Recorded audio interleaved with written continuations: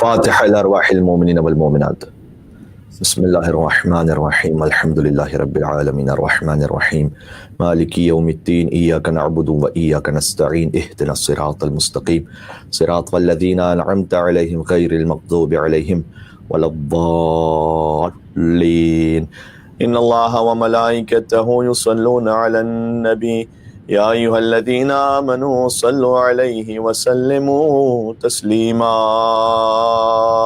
اللهم صل على محمد وآل محمد وعجل فرجهم اعوذ باللہ من الشیطان اللعین الرجیم بسم اللہ الرحمن الرحیم وبہ نستعین وہو خیر ناصر ومعین والعاقبۃ للمتقین والجنة للموحدین والنار للعاصین والصلاة والسلام علی اشرف الانبیاء والمرسلین حبیب الہ العالمین العبد المرتضى والنبی المجتبى والرسول المصطفى سیدنا ونبینا وشفیع ذنوبنا وطبیب نفوسنا ومولانا بالقاسم محمد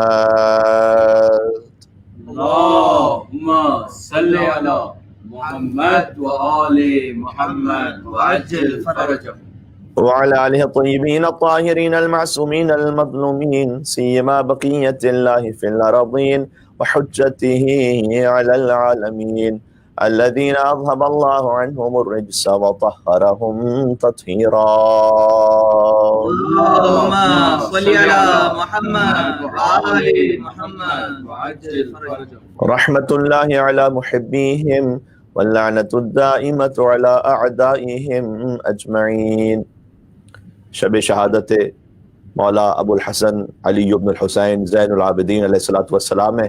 مولا کی بارگاہ میں توسل پیش کرتے ہیں، بہت سے مومنین ملتمسین دعا ہیں اور بالخصوص مریضوں کی شفا یابی کے لیے آپ سے گزارش یہ ہے کہ ساتھ ساتھ اس دعا کو پڑھیے گا۔ بسم اللہ الرحمن الرحیم یا ابا الحسن یا علی ابن الحسین یا زین العابدین ایہا السجاد یا ابن رسول اللہ یا حجت اللہ علی خلقہ یا سیدنا و مولانا انا توجہنا واستشفعنا وتوسلنا بك إلى الله وقدمناك بين يدي حاجاتنا يا وجيها عند الله اشفع لنا عند اللہ۔ دلوں کو جنت البقیع لے کر چلے، شکستہ قبر مولا سید السجاد علیہ الصلوۃ والسلام یا وجیہا عند اللہ اشفع لنا عند اللہ۔ ایک اور بار ظہور امام کے لیے یا وجیہا عند اللہ اشفع لنا عند اللہ۔ صلوات بر محمد و آل محمد۔ اللهم صل على محمد وآل محمد وعجل اما بعد فقد قال الله الحكيم في كتابه المجيد بسم الله الرحمن الرحيم ولقد كتبنا في الزبور من بعد الذكر ان الارض يرثها عبادي الصالحون صلوات على محمد وآل محمد۔ اللهم صل على محمد وآل محمد وعجل فرجهم۔ ایک اور گزارش یہ کہ چونکہ آج اختتام مجلس میں تابوت امام زین العابدین علیہ السلام کی زیارت ہوگی، لہٰذا ابتدائی مجلس میں مریضوں کی شفا یابی کے لیے اور بالخصوص ہمارے ایک عزیز ہیں جن کے والد محترم نجف اشرف میں مقیم ہیں، وہ شدید علیل ہیں، ان کی صحت یابی کے لیے کل ایک بچے کے لیے فرات علی جن کا نام ہے دعائے صحت کی گزارش کی گئی تھی. بہت سے مومنین کمنٹس میں دعائیں لکھتے ہیں اور چاہتے ہیں کہ ان کے مریضوں کے لیے دعا کی جائے. تو تمام مریضوں کی شفا یابی کے لیے اور حاجات کی برابری کے لیے بھی انشاءاللہ آپ سے گزارش ہے کہ 5 مرتبہ میجیب کا ورد بھی کر لیجئے گا. اختتام مجلس میں تابوت کی زیارت ہے, وہاں دعا کا تفصیلی موقع میسر نہیں آ سکے گا. بسم اللہ الرحمن الرحیم. امن یجیب المضطر اذا دعاہ ویکشف السوء امن یجیب المضطر اذا دعاہ ویکشف السوء امن یجیب المضطر اذا دعاہ ویکشف السوء امن یجیب المضطر اذا دعاہ ویکشف السوء امن یجیب المضطر اذا دعاہ ویکشف السوء امن یجیب المضطر اذا دعاہ ویکشف السوء. صلوات علی محمد و آل محمد. اللہم صلی علی محمد و آل محمد وعجل فرجہم. مجلس شہادت ابو الحسن علی بن الحسین زین العابدین سید الساجدین علیہ افضل الصلاۃ والسلام و آلاف التحیۃ والثناء. لہذا آج جو عشرے کا موضوع صحیفہ سجادیہ کے عنوان سے تھا, تبرکن و تیمنن ایک اشارہ تو آ سکے گا, لیکن بہت سے سامعین ہو سکتا ہے کہ آج کی حد تک ہمارے ساتھ انہوں نے ہمیں جوائن کیا ہو. لہٰذا امام چہرم کی حیات طیبہ کا ایک اجمالی خاکہ میں آج آپ کی خدمت میں عرض کرنا چاہتا ہوں. امیر المومنین علی بن ابی طالب علیہ السلام دادا ہے مولا کے, اور امیر المومنین ہی کی حیات ظاہری میں امام زین العابدین علیہ السلام کی ولادت ہوئی ہے, یعنی سن 38 ہجری 15 جمادی الاول, جو بر صغیر میں ولادت کی معروف تاریخ ہے, یا 5 شعبان المعظم کے جو ایران اور عراق میں زیادہ معروف تاریخ ہے. تو امیر المومنین نے امام حسین کے اس فرزند کو اپنی آغوش میں پالا ہے, لیکن 3 برس ہی کے سن میں آپ اپنے جد اعلیٰ مولا علی مرتضیٰ سے جدا ہو گئے, فرق اقدس شکافتہ دیکھا اور مولا کی شہادت ہوئی. پھر امام حسن مجتبیٰ علیہ السلام جو امام سید الساجدین کے تایا بھی ہیں اور سسر بھی ہیں, کیونکہ امام حسن علیہ السلام کی دختر فاطمہ بنت حسن زوجہ ہے امام زین العابدین علیہ السلام کی, جن کے لیے کتاب الکافی میں روایت موجود ہے کہ کانا صدیقہ, وہ ایسی صدیقہ تھیں کہ لم تدرک فی آل الحسن امرأۃ مثلھا, کہ حسنی سادات میں ان جیسی با عظمت کوئی خاتون تھی ہی نہیں. سبحان اللہ. صاحب کرامت بی بی ہیں فاطمہ بنت حسن سلام اللہ علیہا, صاحب کرامت بی بی ہیں. کتاب الکافی ہی کی روایت ہے کہ بی بی گزر رہی تھی ایک مقام سے کہ ایک کچی دیوار کے پاس سے وہ دیوار گرنے لگی, اور بی بی نے اپنے دست ولایت سے اشارہ فرمایا اور فرمایا کہ لا بحق المصطفیٰ. اس دیوار سے کہا کہ نہیں, مصطفیٰ کے حق کا واسطہ, ما اذن اللہ یا ما اذن اللہ لک فی السقوط, اللہ نے تجھے ابھی گرنے کی اجازت نہیں دی ہے. یعنی اللہ اکبر, یہ کن فیکون کی مظہریت کا اعلان ہے کہ بی بی نے اشارہ کیا کہ اے دیوار, اللہ نے ابھی تجھے گرنے کی اجازت نہیں دی ہے. یہ میں حضرت فاطمہ بنت حسن جو زوجہ امام زین العابدین علیہ السلام کی, ان کی عظمت و کرامت عرض کر رہا ہوں. اور پھر روایت میں کہ فبقیہ معلقاً فی الجو, وہ فضا میں معلق رہی دیوار, حتی جازت ہو, یہاں تک کہ بی بی وہاں سے گزر گئی. کیا شان ہے خاندان عصمت و طہارت کی بیویوں کی. کبھی فاطمہ بنت حسن اشارہ کرے تو گرتی ہوئی دیوار رک جاتی ہے, اور کبھی علی کی ماں فاطمہ بنت حسن تشریف لائے تو دیوار کعبہ شک ہو جاتی ہے.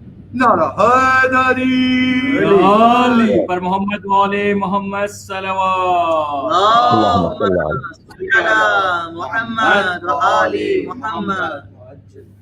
اور پھر 5ویں امام فرماتے ہیں کہ جن کی والدہ ہیں فاطمہ بنت حسن, کہ تصدق بی عنہا ب100 دینار, کہ میرے بابا نے اس واقعے کے بعد 100 سونے کے سکے والدہ کی طرف سے صدقے میں دیے, کہ جو خود اس بات کا اعلان ہے کہ اگرچہ کہ وہ جو ہم نے عرض کیا کہ کن فیکون کی مظہریت کا ایک اظہار ہو رہا تھا وہاں پر, لیکن اس کے باوجود بھی سونے کے سکے صدقے میں دے کر اس بات کی تعلیم ہمیں دی گئی کہ دیکھو وہ جو تمہیں اپنے طور پر جو اللہ سبحانہ و تعالیٰ کا حکم ہے اسے انجام دینا ہے, صدقہ رفع بلا کرتا ہے, وہ مومنین ماشاءاللہ اس کے عادی ہیں.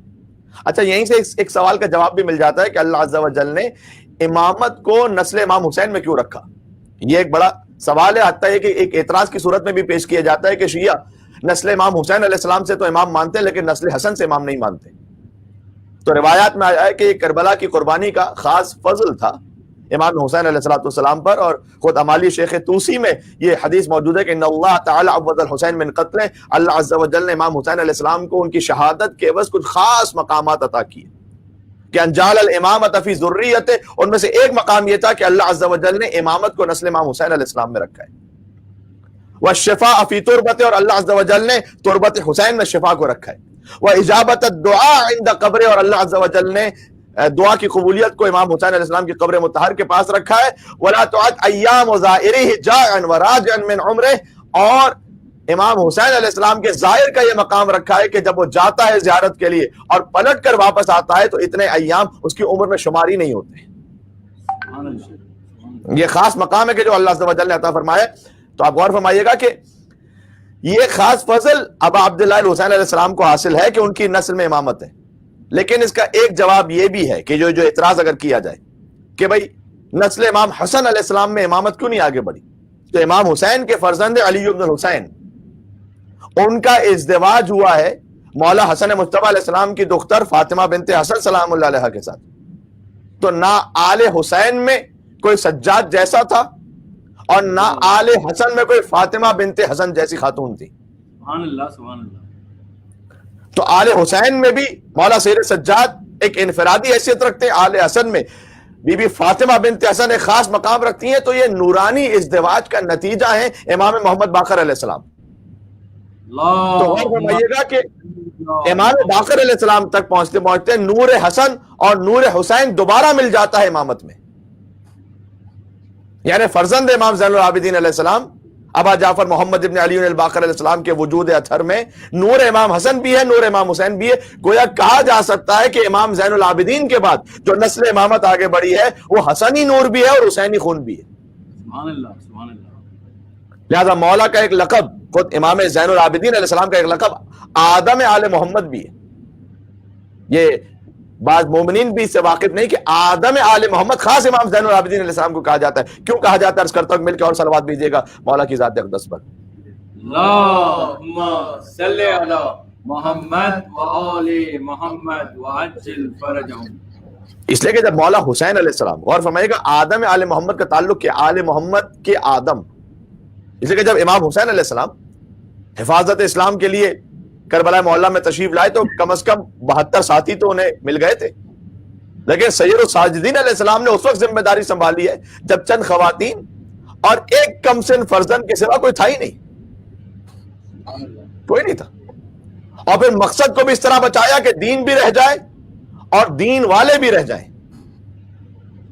بعض مرتبہ ہم بھی کسی کھوکھلی جذباتیت میں آ کر کچھ نعرے تو لگا دیتے ہیں، لیکن ائمہ علیہ السلام کا مستقل روش آپ دیکھیے گا، انہوں نے دین والوں کی جان مال عزت و ناموس کی بے پناہ حفاظت فرمائی ہے، اس وقت تک معرض خطر میں نہیں ڈالا، نہ اپنے آپ کو نہ دینداروں کو، کہ جب تک مثلا بیعت کا مطالبہ نہ کر لیا گیا کہ جہاں اصل دین مسخ ہو جائے، ورنہ ائمہ علیہ السلام معمولاً کنفرنٹیشن میں نہیں گئے ڈائریکٹلی، تقیہ بھی سکھلایا اور اس بات کی بھی تعلیم فرمائی کہ حکمت اور تدبر کے ساتھ زندگی گزارو۔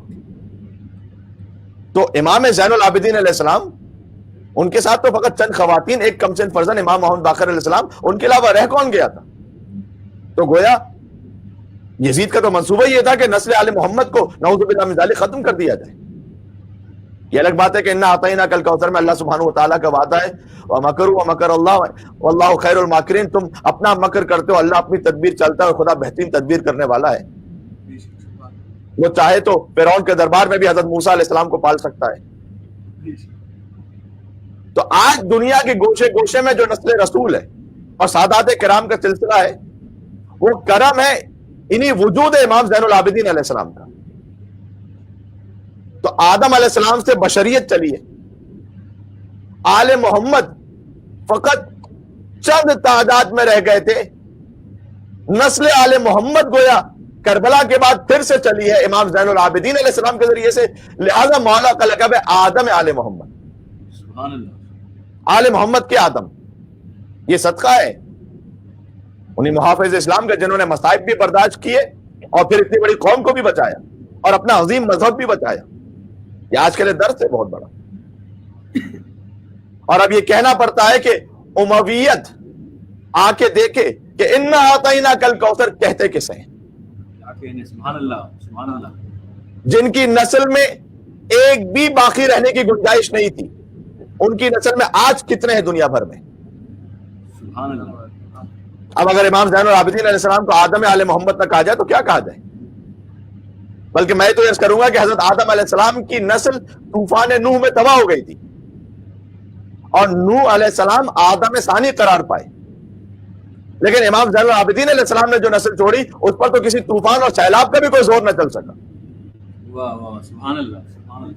سجاد کہیں مرکز عرفان جلی ہے، سجاد ازل سے ہی ولایت کا ولی ہے، سجاد کبھی آدم اولاد نبی ہے، سجاد سے ہی نسل محمد کی چلی ہے، شبیر کی صورت یہ محمد کا پسر ہے، پھر اپنے زمانے کے محمد کا پدر ہے. نعرہ حیدری پر محمد و آل محمد صلوات. اللہم صلی علی محمد و آل محمد. آل محمد وعجل فرجهم. کیونکہ امام سجاد علیہ السلام محمد باقر علیہ السلام کے پدر ہیں، شبیر کی صورت یہ محمد کا پسر ہے، کیونکہ حسین منی وانا من حسین، پھر اپنے زمانے کے محمد کا پدر ہے، آدم آل محمد ہے. کیا کہنا امام سجاد علیہ السلام کہ جن کی زندگی کی ہر شے کمال اور معراج پر ہے. ماں شہزادی عجم تھی، کیونکہ مولا کی والدہ کے حالات مختلف مجالس اور محافل میں اب بیان ہوتے رہتے ہیں، لہٰذا میں تفصیل میں نہیں گیا. بی بی شہر بانو سلام اللہ علیہا کے حالات زندگی پر کہ 10 دن کے اندر مولا کی ولادت کے 10 دن کے ساتھ ہی بی بی کی وفات ہو گئی تھی، اور بہت ظاہر ہے کہ اس کی وجوہات بھی علامہ ذیشان حضرت جوادی صاحب علی اللہ مقامہ نے لکھی ہیں کہ کیوں اللہ سبحانہ و تعالیٰ نے اہتمام کیا. وہ آپ اردو کتابوں میں بھی اویلیبل ہے، اس لیے میں اس کی تفصیل میں نہیں جا رہا. لیکن بہرحال ماں شہزادی عجم ہے، ایران کی شہزادی ہیں، باپ سردار جنت ہے، خود آدم آل محمد ہے، سجدہ زینت ساجدین ہے، عبادت رونق عابدین ہے، سبحان اللہ. کتاب ظہور آل محمد ہے، کیا کہنے بھائی، سبحان صحیفہ انجیل اہل بیت ہے، اللہ. واہ. اور آپ کی خاموشی مرضی پروردگار ہے، اور آپ کا تکلم آپ فاتح دربار و بازار ہیں. نعرہ حیدری یا علی. محمد و آل محمد صلوات. اللہم صلی علی اللہ. محمد و علی محمد. آل محمد وعجل فرجهم. تو امام زین العابدین علیہ السلام ہی وہ ہستی ہیں جنہوں نے خاک شفا کی تسبیح اور سجدگاہ ایجاد فرمائی. یعنی ایجاد فرمائی کا مطلب کیا ہے؟ یعنی خاک شفا کی تسبیح پہلی مرتبہ امام زین العابدین علیہ السلام نے بنائی. اس سے پہلے معصومہ عالم سیدہ کونین سلام اللہ علیہا کی زندگی میں تسبیح کا ذکر ضرور ملتا ہے، لیکن وہ قبر حضرت حمزہ کی خاک تھی. امام زین العابدین علیہ السلام نے خاک کربلا سے تسبیح بنائی، آج جو ہر گھر میں سنت ہے. اپنے دور میں حضرت حمزہ سید الشہداء تھے، تو دادی نے قبر حضرت حمزہ کی تسبیح بنائی، اور پھر ابا عبداللہ الحسین علیہ السلام سید الشہداء ہیں، تو مولا نے ان کے خاک کی تسبیح بنائی. اور فرمایا کہ اس خاک کی ایک خصوصیت یہ بھی ہے کہ اس پر تسبیح پڑھنے والا، سبحان اللہ، اس پر تسبیح پڑھنے والا خاموش بھی ہو جائے تو تسبیح کے دانے خود ذکر پروردگار کرتے رہتے ہیں. اور کیوں نہ ہوتا، اس خاک میں خون حسین جذب ہو جائے، اس کا ذرہ ذرہ تسبیح پروردگار نہیں ہوگا تو کیا ہوگا پھر. چنانچہ ایک بار آپ کے درس مبارک میں تسبیح تھی اور آپ محو گفتگو تھے، اور درمیان گفتگو تسبیح کے دانوں کو گردش دیتے جاتے تھے، تو کسی نے ٹوک کر کہا کہ آپ تسبیح سے کھیل رہے ہیں. تو مولا نے ارشاد فرمایا کہ تجھے خاک خبر ہوگی اس خاک کی، یہ خاک شفا تو خود تسبیح پروردگار کر رہی ہے. مجھے افتخار عارف صاحب کے چند مصرے بہت میرے دل سے قریب ہیں، جس میں انہوں نے خاک شفا کا بعد میں ذکر کیا، لیکن اس کا مسئلہ یہ ہے کہ دلیل بیعت فاسق روا رکھی گئی تھی اور مدینے میں بنائے کربلا رکھی گئی تھی. پوری تاریخ ہے اس میں. دلیل بیعت فاسق روا رکھی گئی تھی، مدینے میں بنائے کربلا رکھی گئی تھی، اور حسین آغوش پیغمبر میں جب لائے گئے تھے وہیں بنیاد تہذیب عزا رکھی گئی تھی. نعرہ حیدری یا علی. وہیں بنیاد ہے، وہیں تو حضور نے گریہ فرمایا ہے. سنت رسول ہے نا صلی اللہ علیہ وآلہ وسلم، امام حسین علیہ السلام پر گریا کرنا. ہم تو اہل سنت علماء کے ساتھ مختلف میڈیا فورمز پر ہوتے ہیں، ہم نے خود ان سے ہم تو یہ حدیث بیان کرتے ہیں، انہوں نے ان حدیث کو بیان کیا کہ رسول اللہ صلی اللہ علیہ وسلم نے چہرہ امام حسین کو دیکھ کر گریا شروع کیا. دلیل بیعت فاسق روا رکھی گئی تھی اور مدینے میں بنائے کربلا رکھی گئی تھی. سید کونین سلام اللہ علیہ کی شہادت کا کربلا سے ربط اس سے بہتر کم سے کم میں نے شعر نہیں دیکھا کوئی. حسین آغوش پیغمبر میں جب لائے گئے تھے وہیں بنیاد تہذیب عزا رکھی گئی تھی. بہت مشکل مراحل آ پڑے تھے راستے میں، سو زاد راہ میں خاک شفا رکھی گئی تھی. اس خاک شفا کو جو رواج بخشا ہے، میں بس یہ ہوتا نا پوائنٹرز امام کی زوجہ کے حوالے سے، کیونکہ خاص طور پر نسل امام حسن نسل امام حسین علیہ السلام کے معاملے میں ایک تعلق تھا، لہذا میں نے وہ بات آپ کی خدمت میں عرض کی. اور دوسرا پوائنٹ یہ کہ خود خاک شفا اور اس تسبیح کی بنیاد رکھی میرے مولا زین العابدین سید الساجدین علی بن حسین علیہ السلام نے. اور یہ بھی گزارش کر دوں کہ خود سرکار ختمی مرتبت کے زمانے میں بھی سجدگاہ کا رواج تھا. یہ آپ کو مختلف اسلامی حدیثوں میں تذکرہ مل جائے گا، آج وقت نہیں ہے. اور پھر بخاری اور مسلم کی اس حدیث پر تو ابھی گفتگو کا وقت نہیں ہے، لیکن میں حدیث پڑھ دیتا، جعلت لی الارض مسجدا وطہورا، کہ حضور نے یہ فرمایا کہ اللہ نے میرے لیے زمین کو سجدہ کرنے کی جگہ قرار دیا ہے. کہ اب میں نام لے لیتا ہوں یہاں پر تاکہ بات اتھینٹک بھی رہے، کہ آپ احباب نے جب ہمیں میڈیا پر دیکھا تو جناب جنید جمشید صاحب ہوتے تھے، جب وہ حیات تھے تو ہم ساتھ میں بریک میں وہ ایک طرف نماز پڑھ رہے ہوتے ہیں، ہم ان کے ساتھ کھڑے ہو کے نماز پڑھ رہے ہوتے تھے، تو ہم سب سامنے سجدہ رکھتے تھے. تو انہوں نے ایک مرتبہ کہا تھا کہ حضرت یہ آپ آگے کیا رکھتے سامنے، اور ہم نے جب انہیں بخاری کی حدیث سنائی کہ جعلت لی الارض مسجدا وطہورا، کہ اللہ نے زمین کو سجدہ کرنے کی جگہ قرار دیا ہے. رسول اللہ صلی اللہ علیہ وسلم نے ارشاد فرمایا. تو آپ یہ خود بتلائیے کہ جو کارپٹ بچھا ہوا ہے یہ زمین ہے یا کارپٹ ہے؟ اور یہ میں کریڈٹ دوں گا ان کو، جو بات کہنے کی ہے جو حق ہے وہ کہنا چاہیے، کہ سجدہ انہوں نے میرے ہاتھ سے لی اور انہوں نے پیشانی پر سر رکھ کر یہ کہا کہ میں جب اللہ کے پاس جاؤں گا تو کم سے کم یہ ضرور کہوں گا کہ ایک مرتبہ زندگی میں صحیح میں نے شیعوں کے مطابق سجدہ کیا تھا. یہ میرے سامنے کی بات ہے. تو بہرحال یہ سامنے حدیث میں جعلت لی الارض مسجدا وطہورا، اور تاریخ میں نبی مکرم جا نماز کے علاوہ ایک کھجور کے درخت کا ٹکڑا بطور سجدہ رکھا کرتے تھے. جا کے دیکھ لیجئے گا. اب مجھے نہیں معلوم کہ حضور کو براہ راست جا نماز پر سجدہ کرنے میں کیا زحمت تھی کہ وہ الگ سے ایک شے رکھا کرتے تھے، اور حضور کو یہ خیال کیوں نہیں آیا، کیونکہ سید الساجدین کی مجلس عزائر، لہذا میں سجدے پہ کچھ بات کر رہا ہوں. خود حضور نے ارشاد فرمایا ہے کہ طویل سجدوں کے ذریعے سے اپنی کمر پر جو گناہوں کا بوجھ ہے اسے ہلکا کرو. طویل سجدے بہت پسند ہیں اللہ عز و جل کو، اور فقہی مسئلے کے اعتبار سے بھی، کیونکہ نماز میں موالات کی شرط ضروری ہے، پے در پہ عمل ہونا چاہیے. لیکن فقہاء کرام کا فتویٰ بھی ہے، فقہی مسئلے کا بھی بیان ہو جائے تو بہت مناسب ہے، کہ طویل سجدے اور طویل قنوت یہ نماز کے موالات کو باطل نہیں کرتے، یعنی متاثر نہیں کرتے. تو اگر طویل سجدے میں چاہے فرض نماز میں نہ ہو سکے، لیکن کوشش کیجئے کہ ایک طویل سجدہ روزانہ انجام دیجئے. یہ معنویت کو بڑھاتا ہے، اور خود حضور نے ارشاد فرمایا کہ اپنی پشت پر گناہوں کے بوجھ کو ہلکا کر دو طویل سجدوں کی مدد سے.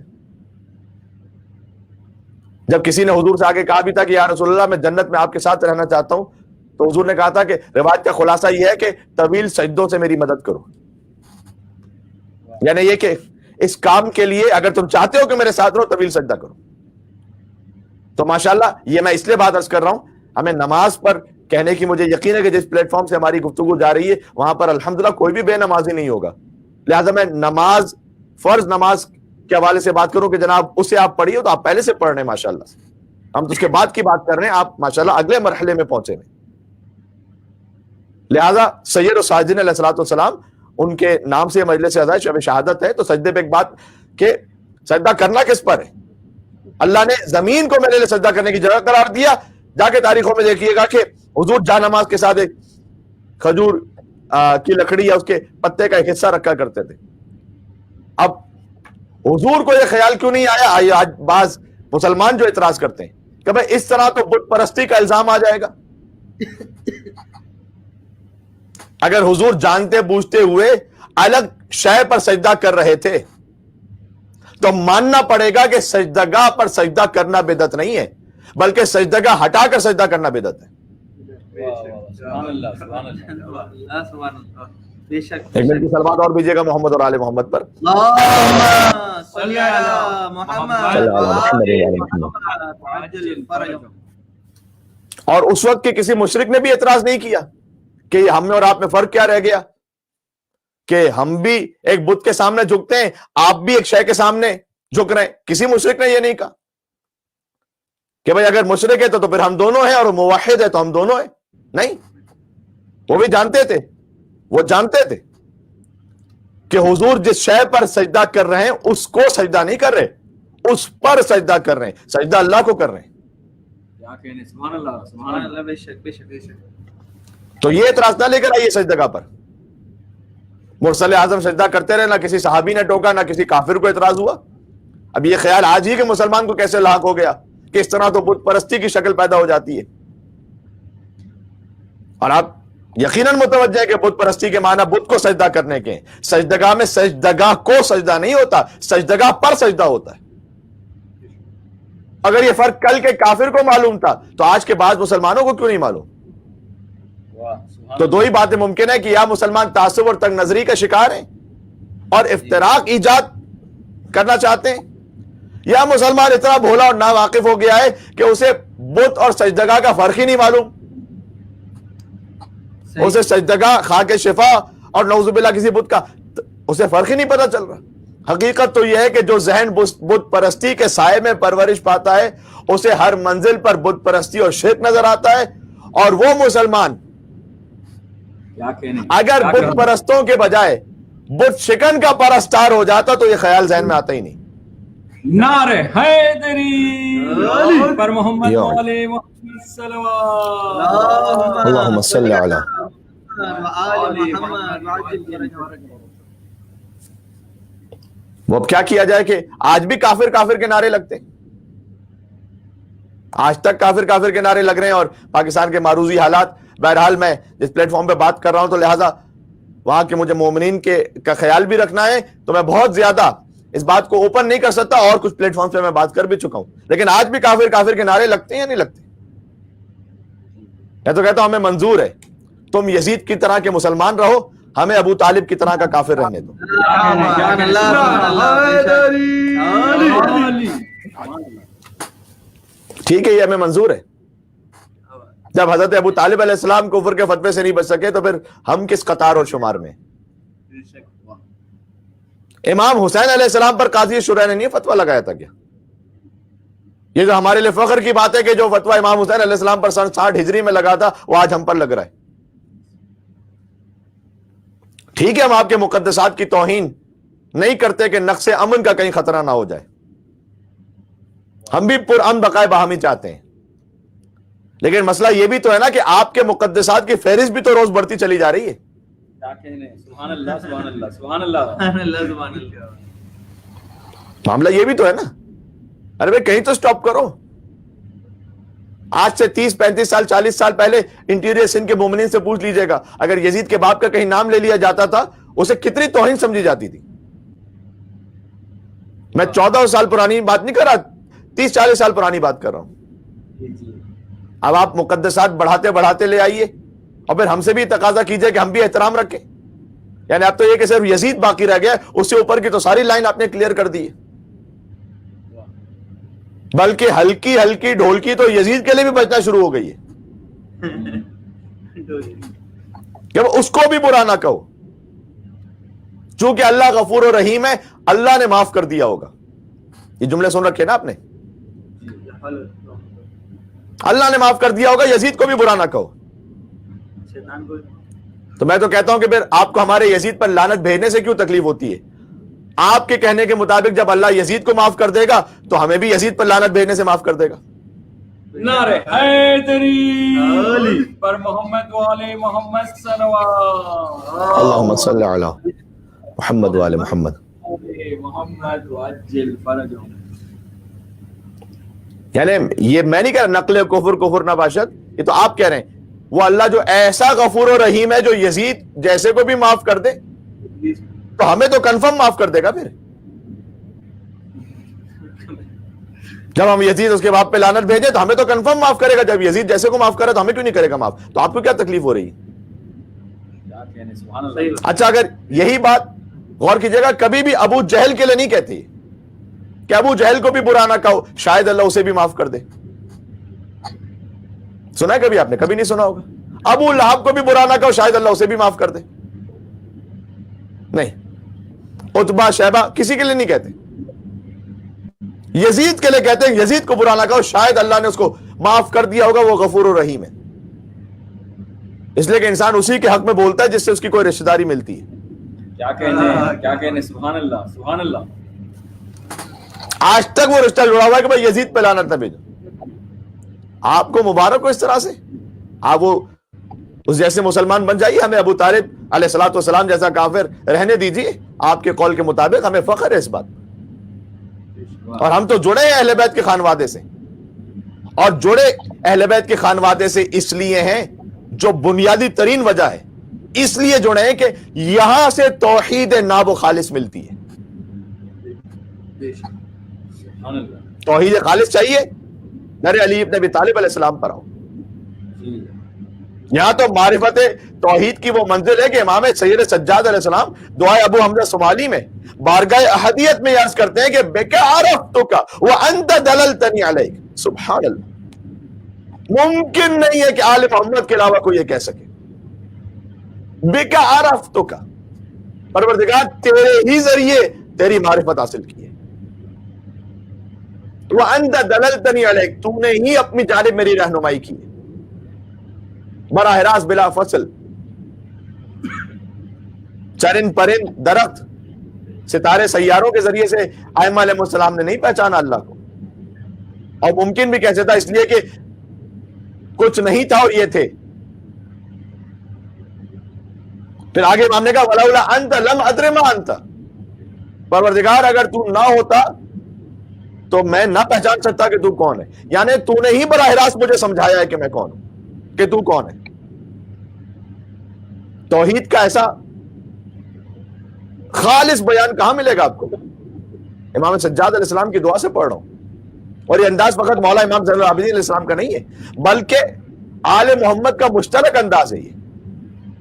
کہ امیر بیان نے دعائے صباح میں یہ نہیں فرمایا کہ یا من دل علی ذاتہ بذاتہ وتنزہ عن مجانست مخلوقاتہ، اے وہ خدا، یہ مولا کائنات کا بیان دعائے صباح، اے وہ خدا جس نے اپنی ذات کی طرف اپنی ذات ہی سے رہنمائی کی ہے.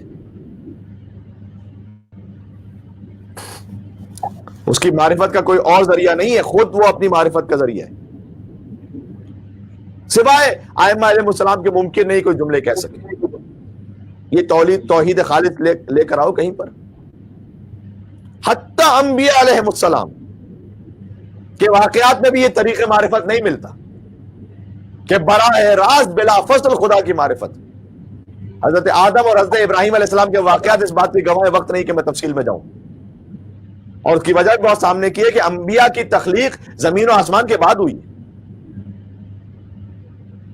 غور کیجئے گا، انبیاء کی تخلیق زمین و آسمان کے بعد. جبھی تو خاک سے حضرت آدم کو خلق کیا اللہ نے. تو خاک پہلے سے ہے نا، تب حضرت آدم علیہ السلام کو خلق کیا. تو زمین پہلے سے ہے، آسمان پہ. انی جاعل فی الارض خلیفہ. ملائکہ نے جب اعتراض کیا تو اللہ سبحانہ وتعالیٰ نے جواب دیا کہ میں زمین پر خلیفہ بنانے والا ہوں. جب اللہ نے کہا میں زمین پر خلیفہ بنانے والا ہوں، اس کے بعد ملائکہ نے اعتراض کیا. یعنی کہنے کا مقصد ہے کہ زمین پہلے سے ہے نا، تب حضرت آدم کو خلیفہ بنایا جا رہا ہے. تو انبیاء علیہ السلام کی تخلیق زمین و آسمان کے بعد ہے. تو انبیاء علیہ السلام جو کہ معصوم ہے، اور ظاہر ہے کہ ہم تو خاکی اور خاطی انسان ہیں، لیکن جو حفظ مراتب کی بات ہے وہ ہے کہ خلق ہونے کے بعد انہوں نے زمین کو دیکھا، پھر انہوں نے آسمان کو دیکھا، ستاروں کو دیکھا، چاند کو دیکھا، سورج کو دیکھا، سیارات کو دیکھا. ان کے ذریعے سے معرفت کو گویا معرفت کا ایک ذریعہ بنایا ان سب چیزوں کو. اور پھر اپنی اقوام کو بتایا کہ خدا کو پہچاننا ہے تو ان مخلوقات کے ذریعے پہچانا. لیکن آل محمد کی منزل اس سے جدا گانا ہے. ان کا نور اس وقت خلق ہوا ہے جب زمین نہیں تھی، آسمان نہیں تھا، ستارے نہیں تھے، کواکب اور سیارے نہیں تھے. اس لیے قدرت نے آواز دی کہ اے نور محمدی صلی اللہ علیہ وآلہ وسلم، کائنات مجھے مخلوقات کے ذریعے پہچانے گی. جو مخلوقات ہیں وہ اللہ سبحانہ و تعالیٰ نے گویا کہا کہ مجھے مخلوقات کے ذریعے پہچانا جائے گا اور میں آپ کو براہ راست اپنی معرفت عطا کروں گا. آپ نہ زمین کے محتاج ہوں گے، نہ آسمانوں کے محتاج ہوں گے، نہ ستاروں کے، نہ سیاروں کے. آپ کی منزل ہی الگ ہے. سب مجھے میری مخلوقات کے ذریعے پہچانیں گے اور دنیا مجھے آپ کے ذریعے پہچانے گی. پتہ نہیں کتنی بات واضح ہو رہی ہے، تاکہ محتاج اور بے نیاز کا فرق واضح ہو جائے. اہل دنیا سمجھ لیں کہ جو کائنات کا محتاج ہوتا ہے وہ کون ہوتا ہے اور جس کی کائنات محتاج ہوتی ہے وہ کون ہوتا ہے. سبحان اللہ. آپ اشارہ کریں گے تو چاند ٹکڑے ہو جائے گا، آپ اشارہ کریں گے سورج مغرب سے پلٹ آئے گا، آپ اشارہ کریں گے پانی جواہرات میں تبدیل ہو جائے گا، آپ اشارہ کریں گے انگریزی آپ کا کلمہ پڑھنے لگیں گے، امام زین العابدین علیہ السلام اشارہ کریں گے تو ملک الموت ان کی ظاہرہ کی روح کو واپس پلٹا دے گا. کیا کہنے. سبحان اللہ سبحان اللہ. ایک ایک واقعے میں ظاہر ایک ایک جملے پورا واقعہ ہے، لیکن ماشاءاللہ آپ بزرگ علماء کرام کو سماعت فرماتے رہتے ہیں.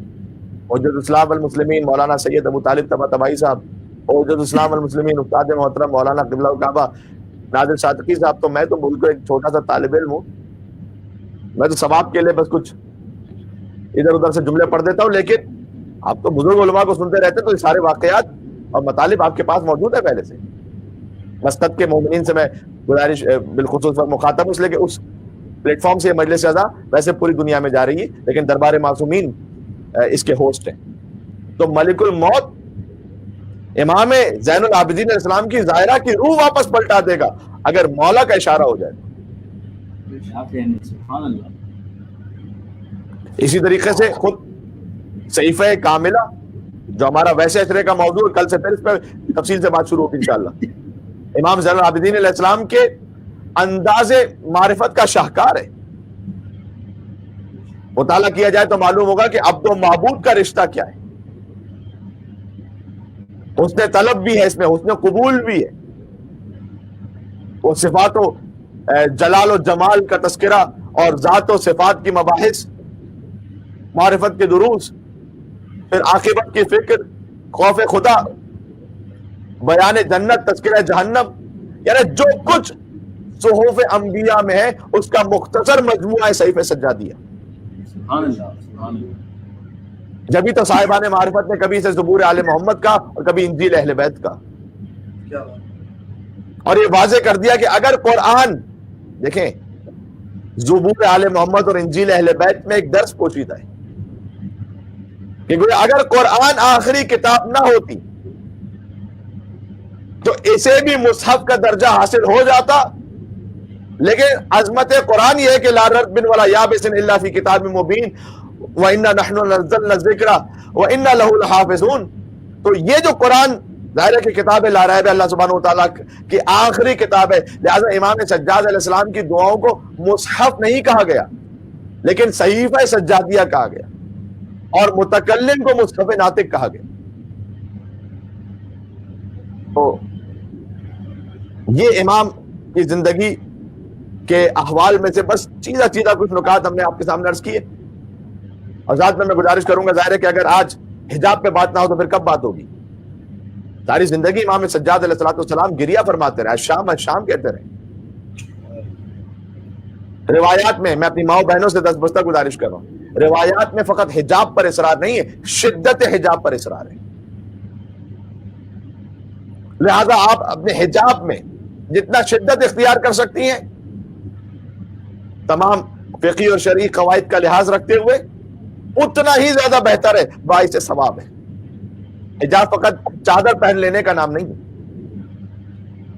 چادر تو اس کا ایک حصہ ہے جس میں مکمل طور پر چھپا لیا جائے بالوں کو، ورنہ یہ کہ کتنی مرتبہ کور پورا کیا ہوا ایک خاتون نے، ایک مستور نے، لیکن مثلا فرض کے کلر ایسا پہنا ہوا ہے کہ جو شوق کلر ہے، اٹریکٹ کر رہا ہے، نامناسب ہے.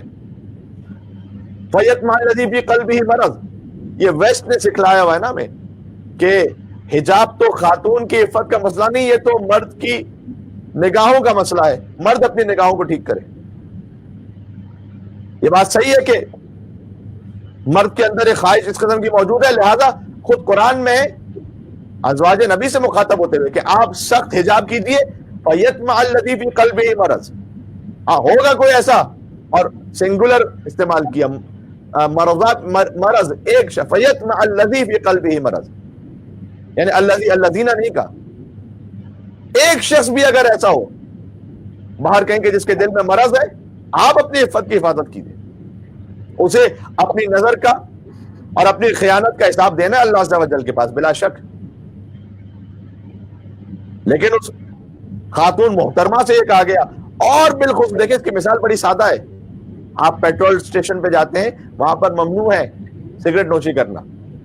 اب پاکستان یا انڈیا کے حالات میں تو پھر جہاں کہیں کوئی ممنوع کا بورڈ لگا ہوتا ہے اسی کے سامنے لوگ وہ کام کر رہے ہوتے ہیں، لیکن عام حالات میں یہ ممنوع ہے، لکھا ہوتا ہے نو اسموکنگ کراس. اور شاید ہی آپ نے کسی کو دیکھا ہوگا کہ باقاعدہ پیٹرول اسٹیشن پہ وہیں قریب میں سگریٹ نوشی کر رہا ہو، نہیں کرے گا وہ. تو کیا جب بھی سگریٹ نوشی کی جائے گی پیٹرول اسٹیشن پہ تو کیا خدا نہ خواستہ کوئی حادثہ ہو جائے گا؟ نہیں، کوئی ضروری نہیں حادثہ ہو. 1000 میں ایک واقعہ شاید ایسا ہوگا کہ اگر کہیں سگریٹ نوشی کی جائے تو واقعہ ہو جائے گا. 1000 میں ایک دفعہ بچنے کے لیے 999 پہ پابندی لگا دی گئی کہ خبردار، not allowed, smoking is not allowed, absolutely not allowed. کیوں 1000 میں ایک دفعہ کیا ریشو بنتا ہے؟ نہیں، اس لیے کہ اگر واقعہ ہوگا تو اتنا زیادہ خطرناک ہو سکتا ہے کہ اس کا ڈیمیج کنٹرول پہ نہیں ہو سکے گا. لہذا حجاب کے معاملے میں فقط میں آپ سے عرض کرتا ہوں واجب پہ نہ رکے، اس سے آگے بڑھنے کی کوشش کی. شدت حجاب کو ماشاءاللہ ہم نے مومنین مسقط میں جو مومنین ہیں، ہمیں جو اطلاعات ملتی ہے، ہم آپ کے پاس مجلس پڑھنے کے لیے پہلے حاضر بھی ہو چکے ہیں، کافی اچھا حجاب کے اعتبار سے اہتمام ہوتا ہے. لیکن امام سید سجاد علیہ السلام کی مجلس میں اس بات کو بیان کرنا ضروری ہے. لا دین لمن لا حیا لہ، کتنی احادیث حیا پر موجود ہیں کہ حیا ہے تو زینت اسلام ہے، حیا ہے تو گناہوں کی مغفرت ہے. یہ ساری احادیث پڑھ رہا ہوں. حیا ہے تو پھر دین ہے، جس کے پاس حیا نہیں اس کے پاس دین نہیں. ایک حیا کا ہونا، ایک شرم کا ہونا، مردوں میں بھی اس حیا کا ہونا. ویسٹرن ورلڈ میں آتے آتے اور اس کا اثر لیتے لیتے اب ہمارے جوان بھی گھروں کے اندر، کبھی گھروں سے باہر وہ شارٹس میں گھوم رہے ہوتے ہیں. ٹھیک ہے، حرام نہیں ہے، میں نے اس کی حرام نہیں ہے، لیکن جب یہ آج ہماری نسل کو شارٹس پہ لے آئے تو ہمارے بچے پھر کیا پہنیں گے؟ تو ایک حیا، ایک ڈیسنسی، ماڈریشن، اور وہ بھی کہ جو واجب کی حد تک ہے وہ تو پھر واجب ہے. میں تو اسے آگے بڑھ کے بات کر رہا ہوں، اور اس کا یقیناً ثواب اور اجر ہے. لہٰذا میری ماؤں بہنوں سے دست بستہ گزارش ہے، میں بار بار یہ لفظ اس لیے استعمال کر رہا ہوں کہ آپ محسوس کر سکیں کہ میں انشاءاللہ پورے خلوص نیت کے ساتھ آپ سے عرض کرنا چاہتا ہوں. غور فرمائیں. اور یہ بھی حقیقت ہے کہ امام زین العابدین علیہ الصلوۃ والسلام وہ کہتے رہے الشام الشام، یہ مصائب کا جملہ بھی ہے اور ساتھ میں درس لینے کے لیے بھی بہت ضروری ہے. حسین ابن علی علیہ السلام کے بعد یہ بات شاید کم مومنین جانتے ہوں، اگر کسی کی اولاد کو مسلسل قتل کیا گیا ہے تو وہ عابد بیمار ہے. مولا کی اولاد، ان کی نسلیں، بنی امیہ نے قتل کیا، بنی عباس نے قتل کیا، بادشاہوں نے قتل کیا، ڈھونڈ ڈھونڈ کے قتل کیا. زید شہید اور زید شہید کی اولاد کو چن چن کے قتل کیا گیا.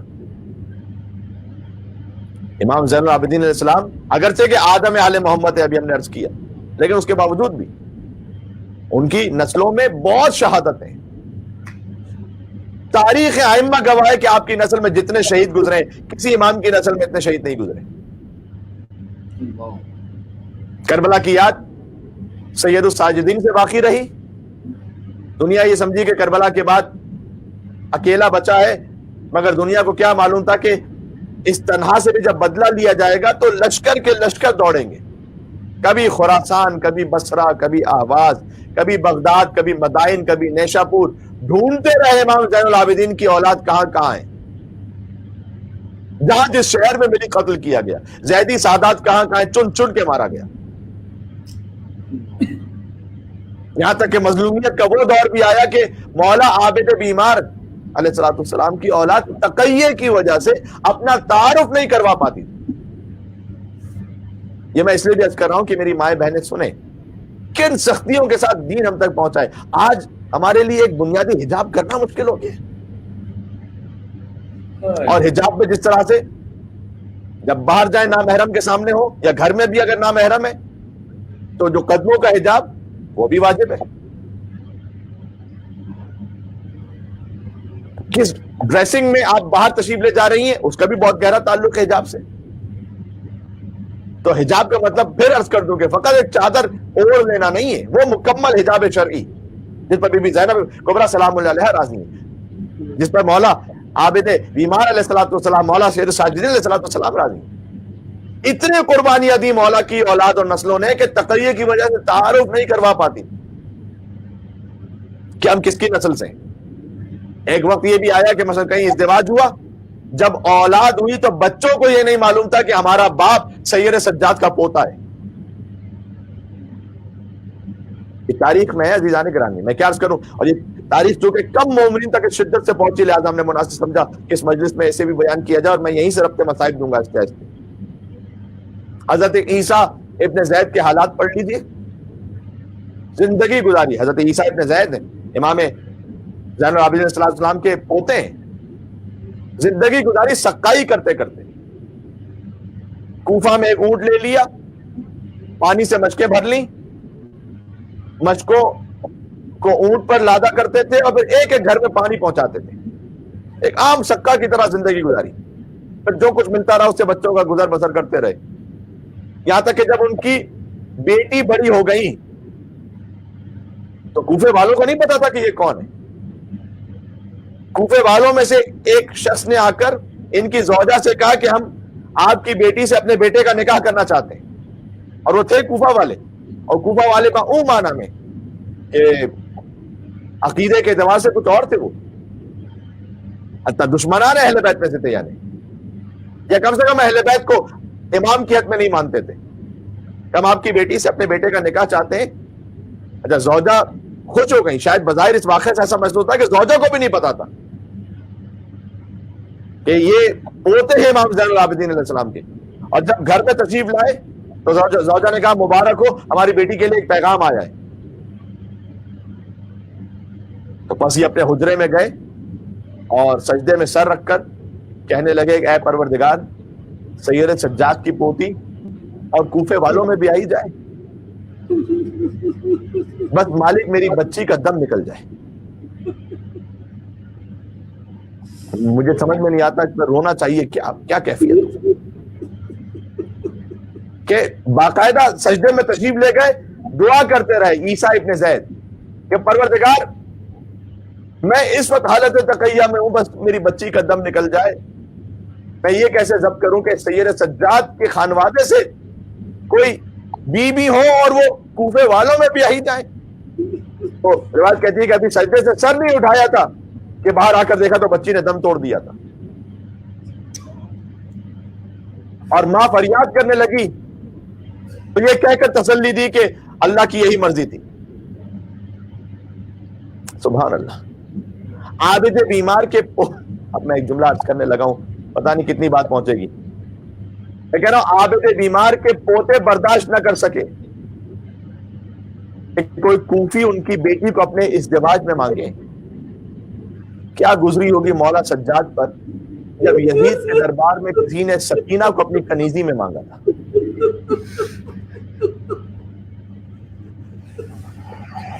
کلیجہ کٹ جائے، زندگی پر رونے کے لیے ایک جملہ کافی ہے، اللہ اکبر اللہ اکبر. کچھ مجھے مصائب کا ذکر کرنا ہے. آج تو گویا ایک شب شہادت سید الساجدین حسین کے سب سے بڑے عزادار کی شب شہادت ہے. شب عاشور کی کیفیت ہونی چاہیے آج. وہ کہ جو بابا پر روتا رہا آج اس کا ماتم ہے، جو 35 برس تک بابا بابا کہہ کر روتا رہا. کبھی کیفیت یہ ہوتی ہے کہ شاید ہوتا ہے کہ آج آپ نے ظاہر ہے کہ مجلسیں بھی بڑی تعداد میں کی ہوں گی اور پہلی محرم سے آپ گریا کر رہے ہیں، لیکن آج میرے ہاتھ جڑے ہوئے، خستہ نہ ہوئیے گا گریا کرتے ہوئے، اس لیے کہ آج اس کا ماتم ہے جو 34 سال تک روتا رہا تھا لیکن تھکا نہیں تھا. وہ ذبیحے کو دیکھا تو روئے، پانی کو دیکھا تو روئے، اللہ جانے کیا. یقین جانیے روح کانپ جاتی ہے اس تصور سے کہ مولا نے کتنا صبر کیا. ماں پھوپھی بہنوں کو سرے بازار بے ردا دیکھنا. کچھ مصائب کل سنا چکا ہوں، آج میں وہیں تفصیل سے وہیں اسی ترتیب سے پھر آپ کے سامنے عرض کر رہا ہوں. حسین ابن علی نے کربلا میں پورا کنبہ مولا سیر الساجدین کے حوالے کیا تھا نا، اور جاتے ہوئے سورہ الحمد کی تلاوت فرمائی تھی میرے مولا نے اور کہا تھا اب یہ قافلہ تمہارے حوالے ہے بیٹا سجاد، اور جاؤ بیٹا سجاد جب مدینے پہنچنا، آپ کے لیے جملہ اب کہہ رہا ہوں، تو میرے چاہنے والوں کو میرا سلام کہنا اور یہ کہنا کہ اگر ٹھنڈا پانی پیو تو مجھے نہ بھولنا، اور اگر کسی غریب کی مصیبت کو سنو تو مجھے ضرور یاد کر لینا، اور اے میرے چاہنے والوں تم بہت یاد آئے جب میں علی اصغر کے لیے پانی مانگ رہا تھا.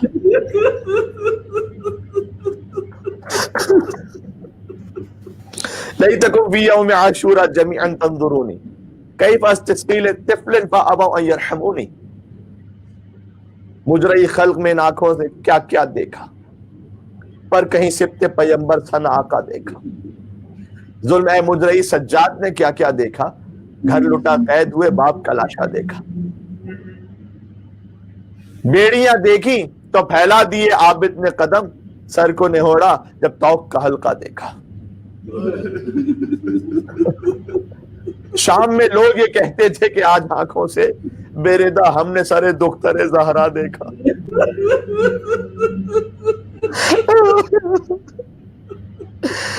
زمین پھٹ کیوں نہ گئی، آسمان کیوں نہ گر.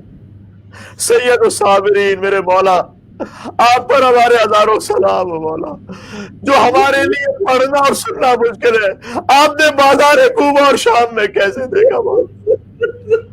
شام میں لوگ یہ کہتے تھے کہ آج آنکھوں سے بے ردا ہم نے سارے دختر زہرا دیکھا، بے ردا خلق نے اس بی بی کے سر کو دیکھا جس کی مادر کا کسی نے نہ جنازہ دیکھا.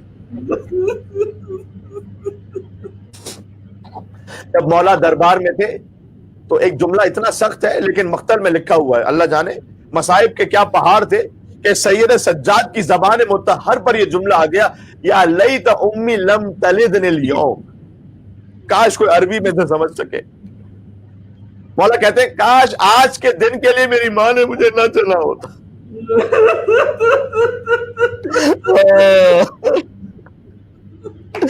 اللہ جانے مولا نے جملہ کب کہا، جب کسی نے سکینہ پر ہاتھ اٹھایا، جب کسی نے شہزادی زینب سلام اللہ علیہ کا تمسخر اڑایا بڑے دربار میں، یا کسی نے جب میرے مولا امام سیر الساجدین کے سامنے چشمے حسین کا کٹا ہوا سر تھا اور ظالم لبوں پر چھڑی مار رہا تھا، کیا کیفیت تھی کہ میرے مولا نے کہا کاش آج کے دن کے لیے میری ماں نے مجھے نہ جلا ہوتا.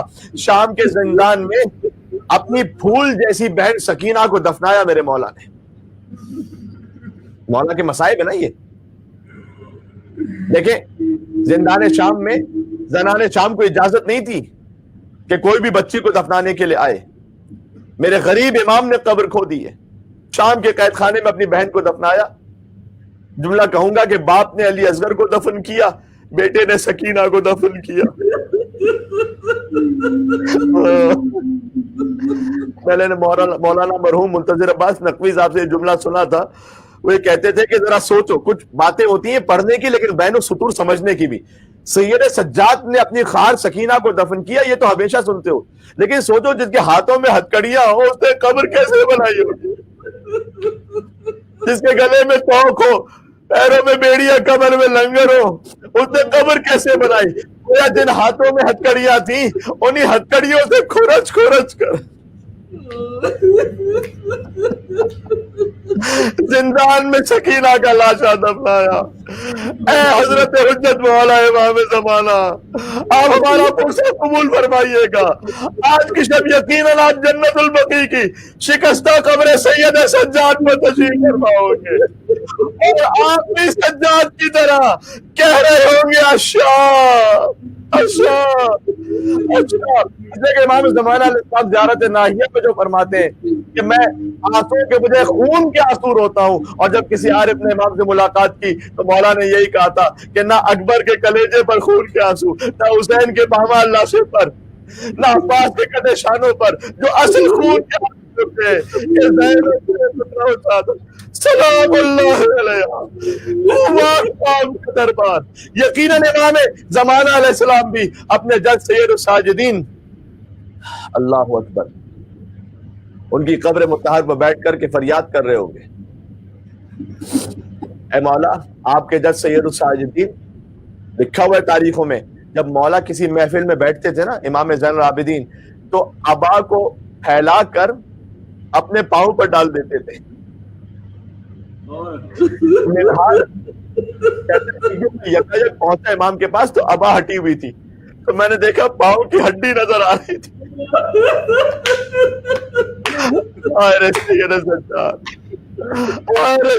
سجاد سیدھا پیٹ جائے اور گزر جائے دنیا سے تو کم ہے خدا کی قسم. منہال نے دیکھا پاؤں کی ہڈی نظر آ رہی ہے. منہال کہتے ہیں میں نے کہا فرزند رسول یہ گوشت کیوں نہیں ہے پیروں میں؟ فرمایا کربلا سے کوفہ، کوفہ سے شام، مجھے جس ناکے پر بٹھایا گیا تھا میری پنڈلیوں کو اونٹ کے شکم سے باندھ دیا گیا تھا. عرب کا وحشی اونٹ جب دوڑتا ہے، سید سجاد کا گوشت ختم ہو گیا، ہڈیاں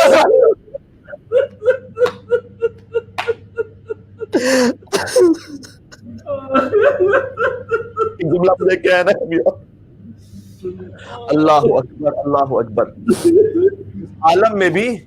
اس عالم میں بھی گویا قدموں کی یہ حالت ہو گئی تھی. لیکن آپ نے سن رکھا ہے نا مولا اپنے بابا کی مجلس میں شرکت کے لیے جایا کرتے تھے. زہری کا واقعہ سن رکھا ہے نا. اے میرے عزیزوں، بالخصوص جو مسجد کے مومنین سن رہے ہیں، انہوں نے ہر گھر میں فرش ادا بچھایا ہوا ہے نا. آپ بھی ہماری طرح اس غربت میں میلبرن میں یہاں پر بھی ہر مومن کے گھر میں فرش اعضا کوئی ادب سے بیٹھ کر لوگ فرش پہ بیٹھ کے مصائب سنتے ہیں. تو میں ہاتھوں کو جوڑ کر کروں گا جہاں مولا کے مصائب ہو وہاں سید سجاد آتے ہیں نا. اے مومنو تم خوش نصیب ہو، آج سید سجاد تمہارے گھر میں مہمان ہے. میں نے ایک بزرگ سے آیت اللہ گل پائیگانی کے حوالے سے سنا تھا کہ جس مجلس میں جس امام کی شہادت کا ذکر ہو وہ مولا خود تشریف لاتے ہیں، اور پھر فرمایا اگر فاطمہ زہرا کا ذکر ہو تو 12 کے 12 تشریف لاتے ہیں. کتابیں بیان نہیں رہی عزیزوں. میں آج دن کی 4تھی مجلس پڑھ رہا ہوں اور ایک 5ویں مجلس اور پڑھنی ہے اس کے بعد، لہٰذا بس اب جتنا سینے میں دم ہے وہ عرض کرتا جاؤں گا. میں تبرکن واقعہ سنا دوں اس لیے کہ مصائب کے واقعات تو وہی، اسے تو نہیں بدلا جا سکتا، لیکن میں جو عرض کروں گا آنسوؤں کی بھیگ حسین کی ماں فاطمہ زہرا سے طلب فرما لیجیے گا. زہری نے آ کر کہا مولا میرے گھر میں شادی ہے میرے بیٹے کی، آپ تشریف لائیے گا. امام نے کہا تجھے خبر ہے نا کربلا کے بعد ہم نے کسی خوشی کی تقریب میں شرکت نہیں کی ہے. سر جھکا کر چلا گیا. یہاں علماء لکھتے ہیں کہ معمولاً شادی پر آنے کے لیے کوئی منع کرے تو آپ اصرار کرتے ہیں نا، لیکن زہری گویا ایسا جواب اسے ملا کہ اصرار ہی نہ کر سکا. مولا سے کیا کہتا؟ کچھ دنوں بعد آ کے کہتا ہے مولا میرے گھر میں آپ کے بابا کا ذکر ہے. مولا نے کہا میں آؤں گا. مولا بس انہیں پیروں کے ساتھ کے جن میں گوشت ختم ہو گیا.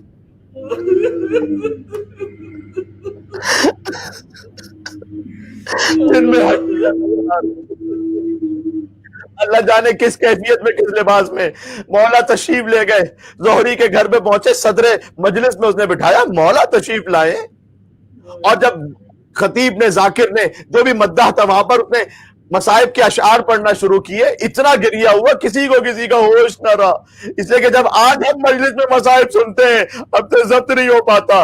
अरे मजलिस में वो मौजूद हो जिसने अपने बाप के कमाल लाशे को खुद देखा हो, मजलिस में वो मौजूद हो जिसने बीबी की रिजत सुनते हुए देखी हो, मजलिस में वो मौजूद हो जिसने सकीना पर हाथ उठते हुए देखा हो, मजलिस में वो मौजूद हो जिसने ऊँटों की मुझ से बच्चों को गिरते हुए देखा हो। सोचो मजलिस में क्या कोहराम बपा होगा। जब मजलिस खत्म हुई, घोड़ी ने फिर आकर देखा, सर पीटते जाना, आकर देखा अरे इमाम क्यों नहीं नजर आते, कहाँ है मौला। जब देखा तो जहाँ आजादारों ने अपनी जूती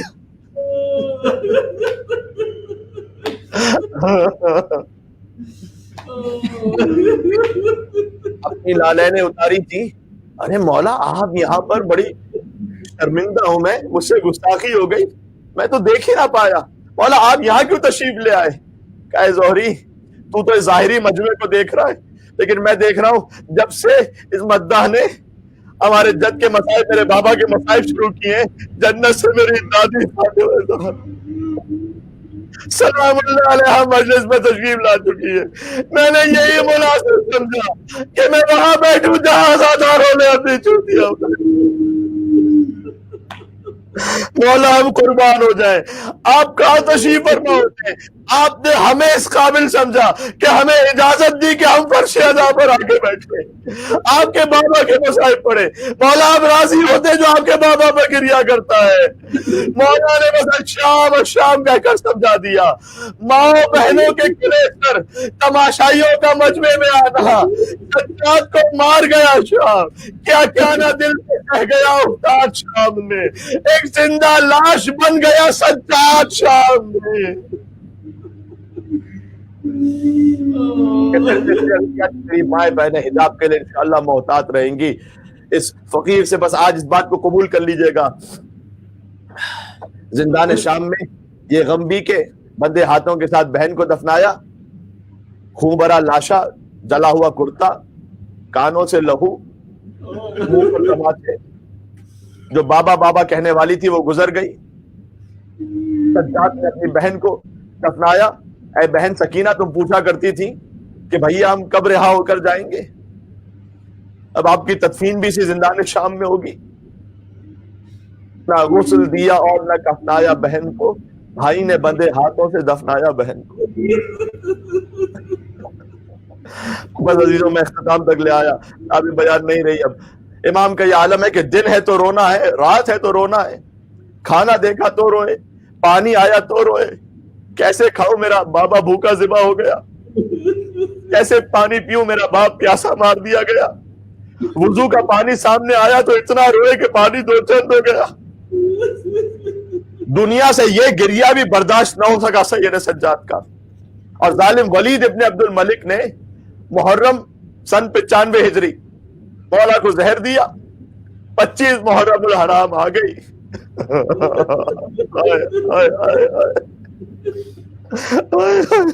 जहर का असर शुरू हुआ। अजीजों, इख्तिताम पर दुआ का कोई तफसीली मौका नहीं होगा, बस जो तलब कर सकते हो मौला से नासों की भीख मांगते जाना। मौला हमारी नस्लें आपकी अदादार रहे, मौला हमारी नस्लें आपकी विलायत कर रहे। जहर का असर शुरू हुआ। मौला सैयद सज्जाद अलैहिस्सलाम ने तो इमाम मोहम्मद बाकर को बुलाया, फरमाया कि बेटा अब मैं दुनिया से रुखसत हो रहा हूँ, मेरी तजहीज और तकफीन की जिम्मेदारी तुम्हारे ऊपर है। ये मेरी जिंदगी की आखिरी रात है। थोड़ी देर गुजरी थी कि जहर का असर बढ़ा।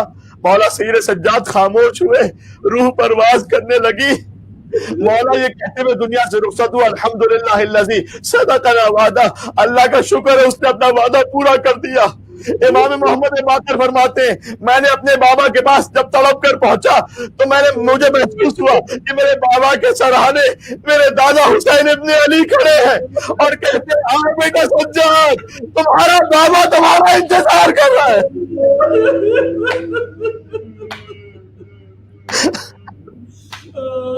बाबा को रोने वाला दुनिया से रुखसत हो गया।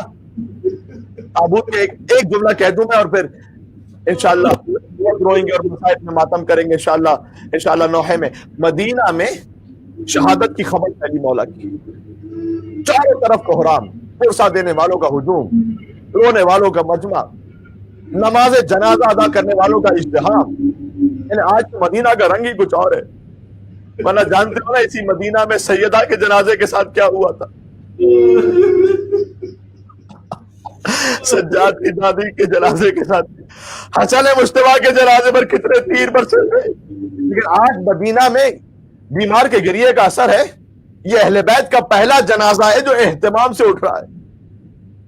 वरना जनाजे पैगंबर में चंद अफराद थे। जनाजे ज़हरा रात की तारीकी में था, जनाजे अली खामोशी के साथ था, जनाजे हसन मुश्तबा तीर बारात था, और हुसैन का तो कोई लाशा उठाने वाला ही नहीं था। एक बीमार था लेकिन हाथों में हथकड़ियां थी, पैरों में बेड़ियां थी। खाके करबला पर इधर के सवार उधर, उधर के सवार इधर। आज पहला मौका था जब इमाम मोहम्मद बाखिर ने गुस्लो कफन देकर जनाजा रखा तो नमाज पढ़ने वालों का हुजूम था। आसमान से मलाइका की तकबीरों की आवाजें आ रही थी, हर तरफ शोर और गिरिया बुका था। अगर अदादारों क्या आप समझते हैं ये मंजर देखकर रूह सैयद सज्जाद मुतमईन हो गई होगी, या सज्जाद ने उसी ताबूत से करबला का रुख किया होगा। जब मौला का ताबूत अहलियाने मदीना के कांधों पर जन्नतुल बकी की तरफ चला तो क्या कैफियत होगी। सज्जाद का ताबूत रक़िया को बना था, जंजीर के जख्मों से मगर खून आया था। बीमार इमाम ने ताबूत से करबला का रुख करके आवाज दी होगी, बाबा ये आपका लाल आपका शुक्रमिंदा है। आज मेरे जनाजे पर ये मजमा है, मेरा ताबूत उठाने वाले इतने लोग हैं, मगर कल जब करबला में रुखसत हो रहा था तो आपका जनाजा खा के घर में करबला पर था। न कोई मेरे अलावा रोने वाला था, न कोई दफनाने वाला था। अब आप इतना जरूर है, जब आपके लाशे को कब्र में उतारा था 2 हाथ बरामद हुए थे, आवाज आई थी, लाओ बेटा ज़ैनुल आबिदीन, मेरी अमानत मेरे हवाले कर दो। सलाम उस पर के जो कैदी भी है बीमार भी, पाँव में है आंवले और आंवलों में खार भी, बेरदा सैदानिया उस पर सितम बाजार भी, ये इमाम वक्त है और काबला सालार भी। ओ सलाम उस पर के जो कैदी भी है बीमार भी। या हुसैन या हुसैन या हुसैन या